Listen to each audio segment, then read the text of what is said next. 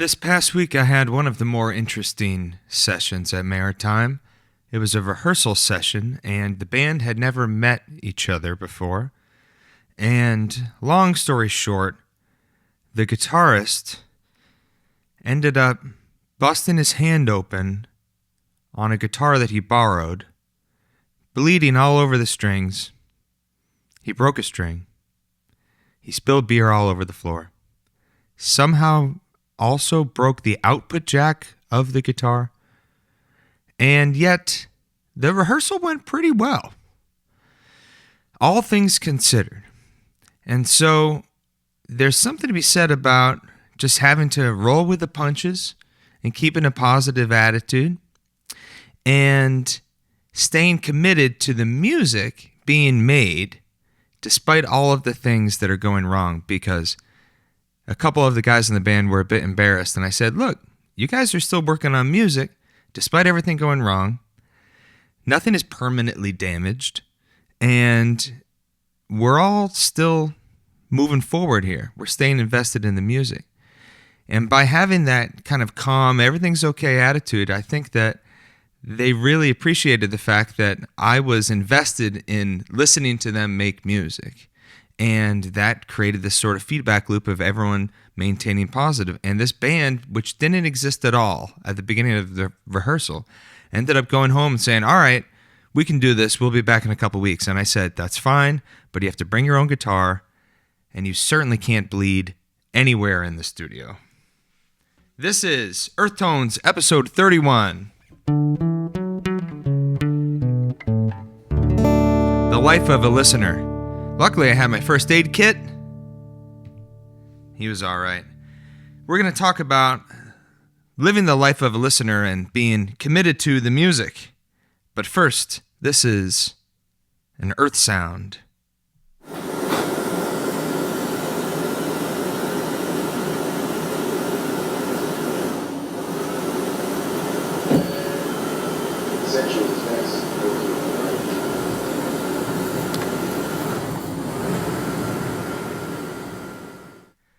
That one's a bit rough. That is submitted from my lovely wife. That is the sound of the T in winter. That is our MBTA subway in the winter. And my wife, she sent that to me. I heard she was getting on the train when I was talking to her. I said, ooh, can you record something and send it to me? I was kind of hoping it was going to be like some cool bells or something, but that's the inside of the train, and I was very grateful for it regardless that she sent it to me. But that goes to show you, that's what it sounds like in the winter. You get all of the heating systems turning on and off, and you can barely hear the announcements. It's just one big whoosh of sound. So we're all very much looking forward to the weather turning around here in Boston. A bit of old news. This week, for a bit of old news, I grabbed a magazine from March of 2020 where nothing happened that we discuss on this show. This is an interview with Steve Vai that I thought was particularly relevant to something that I've been thinking a lot lately, which is music and how you might want to make music, but you have so many projects. How do you decide which one to work on? And in particular, how do you finish anything? Because so many projects are just bigger than we perhaps think that they are when we first start out on them, and maybe we lose a little momentum. So, interestingly enough, I picked this randomly out of the shelf, and Steve Vai had something to address exactly what I was thinking about. So he was asked by the interviewer, have you ever experienced times in your life when you simply didn't know what to do next musically? And Mr. Vai responded with, there was never a point when I didn't feel like there was a creative direction for me to turn to. For me, one of my challenges was coming to the brutal reality that all of the projects that I've imagined and started could take anywhere from 6 months to 2 years to finish. It was like a rude awakening. So I had to prioritize, and to do that, I had to go deep into my imagination and create something that transcended all of these projects that I wasn't going to be able to finish. That's something I want to put out to everybody. If you feel creative, you have to search for what is unique, vital, and valid. To be creative on your deepest level, without any excuses or fear, is what you're here for. That's vital to the contribution of everything. I know that sounds lofty and extraordinary, but that's the way I feel about it, and that's helped me prioritize. If you're enjoying what you're doing now, what does it matter if you can't achieve the 300 years worth of projects that you want to? None of that matters. What matters most is that you're enjoying the process of your creative expression now. I think that is so beautiful and so helpful for me right now to see that little snippet from Steve Vai where he's saying, look, man, I've got projects that I'm realizing that are going to take 6 months or 2 years. So if I want to do 10 of those things, well, that could be 20 years worth of material. And Steve Vai fortunately realized that, his life is finite and he has to focus on something that is vital to what his unique expression is. And he's always been a very influential person in my life, not as much as a guitar player, as much as just like a thinker about music. I wish he was a huge influence on me as a guitar player. That would be awesome. Steve Vai is an extraordinary guitar player. I wish he was more of an influence on my playing. I think he is in some ways when it comes to like playing legato and having a certain amount of like majesty. I like to play with some of that like majestic regal kind of things that he does sometimes, but I certainly can't shred like he does as much as I would like to. But melodically, I would like to be inspired by him, and certainly philosophically. So that brings us to what we're talking about this week, life as a listener. I certainly have listened to a lot of Steve Vai, and if he's influenced me, it's mostly been because of having listened to his beautiful music. So this is what I've written for episode 31, Life as a Listener. Lately, I've been enjoying listening to music so much, it's made me reframe aspects of my life. As a musician, it's easy to get so focused on making music, and it can feel like there's some sort of mandate to make something. And it's a great thing to make original music and to be a part of a musical conversation.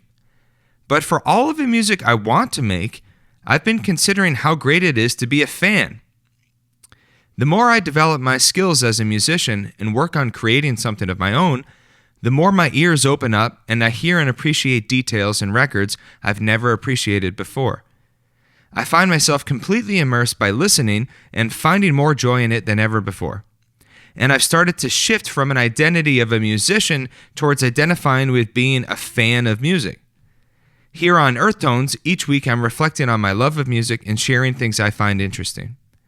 And what's perhaps most interesting to me now is how I could do this forever because I'm so invested in listening. I'm so deeply affected by music. By embracing life as a listener, I'm taking pressure off being a music maker. And the irony is, that's allowing me to feel more creatively inspired than ever before. I've had the same conversation a few times this week about the music that I'm making in different contexts and what it means professionally. And I keep reiterating, I don't know about what it means professionally. I don't see like a career path forward. I have the things that I really like listening to, and I'm enjoying making music with my friends, and that is really all I know about it. I'm blessed to be able to teach inspired and inspiring people and to collaborate with people. I don't have any sort of big plan about how this could all add up to meaning something professionally or otherwise, financially, or any of it. I've struggled in the past with that, thinking like, well, I got to make some music that's going to chart a course for my career. And I'm at the point now where I'm like, maybe I'm here to be a fan. Maybe I'm here to just love listening to music because I keep getting better at listening to music and I'm really enjoying it. So I'm collecting records. I'm sharing these ideas with you, and thank you for listening. And I'm having more conversations about my love of music than ever before. And that means that my brain is like operating in a musical sphere. And because I'm thinking about music pretty much all the time, I find that making music is actually easier than before. And at other times where I've been concerned about like what it means for my career or my direction or my ambitions or what I'm trying to do, I've felt like almost stifled creatively because everything had to be for something else. It was like, oh, I'm learning this song for this gig, or I'm writing this song for this project that hopefully will become this thing. And then you start getting into these frustrating and kind of like writer's block inducing scenarios where you're thinking about like, how will this go over with this audience or whatever. And this weekend, we're working on some music that I couldn't even tell you what it is. It's like a 14-minute musical experience. I've been calling it my mini rock opera. But it's really just like a story told with sound, and I would have no idea how to market it or to play it live or to figure out a way to sell it in any capacity. It's purely getting together to play something together with my friends that I've composed out of the love of wanting to hear the music. So I think leading my life as a listener is making my life kind of ironically as a musician easier, and sort of not identifying as a musician as much has made it easier for me to play and learn and appreciate making music at the same time. So for a musical demonstration this week,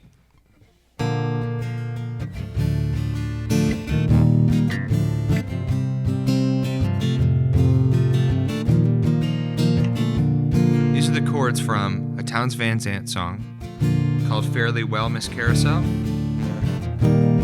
except it's down a whole step.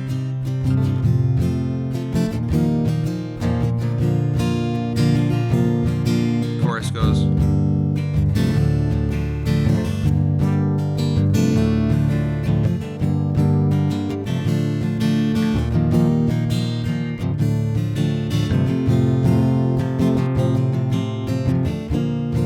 I was listening to that record, and I was like, oh, that's great. I can hear the chords. It's beautiful. And I looked it up, you know, the lyrics and the chords and everything, and just played along. And I was really enjoying learning it. And it's funny because I'm listening to it just for the joy of it. I'm learning it just for the joy of it. And then it occurred to me, I have plenty of gigs I could play this song on. And definitely no one is playing this song. Fairly Well, Miss Carousel by Townes Van Zandt. So, yeah, that's a musical demonstration. It's in the key of C. It's easy if you know your open chords, C, E minor, F, G, A minor. I think those are the only ones you need. Oh, you need a D minor too. All your open chords. You'll need pretty much every one of those to be able to play Fairly Well, Miss Carousel, but there's no capo, and that's the beauty of it. What's on the turntable? Yes, it is Townes Van Zandt, the self-titled album by Townes Van Zandt from 1969. I know this has been on the podcast before because I remember talking about Bradley's Barn. And I remember talking about how this album cover is more orange than it's supposed to be, but that the record company here that released it, Fat Possum Records, they put in a sticker that said, "We're doing our best," or "We're trying our best." I certainly appreciate it. It sounds good. It might be too orange, but it sounds really good. Townes Van Zandt, 1969, recorded in Tennessee. Beautiful, beautiful album that song comes from. Something that helped me this week. Planning a piece of music. So spending time being like open to structuring an idea, just following the inspiration, but writing down the sections of it.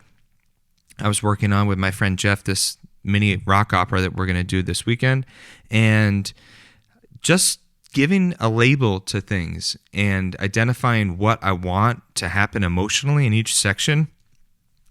Essentially just creating a plan and an outline. I was inspired this week by like architecture and design principles and arranging and thinking about, you know, this needs to be more of like a planned operation and less of just a hope it works out, because if we've got a plan and we're speaking the same language, then we can get something done. A lot of times we're very limited with time. Fortunately, Jeff and I were able to spend today, and we're going to work on the music tomorrow. But, you know, back in the day, we used to get together and practice like every day after school or something like that. And most of us don't have that kind of time these days. So planning a piece of music and being a lot more serious about it. Like, this is what I'm thinking the emotion is going to be at that part. This is the dynamic. This is the kick drum pattern I'm envisioning. Just doing more planning and leaving it less to chance. We had a lot of fun making music today. So that's it. That is Earth Tones, episode 31. Thank you for listening. As always, my name is Jake Pardee. I appreciate you tuning in.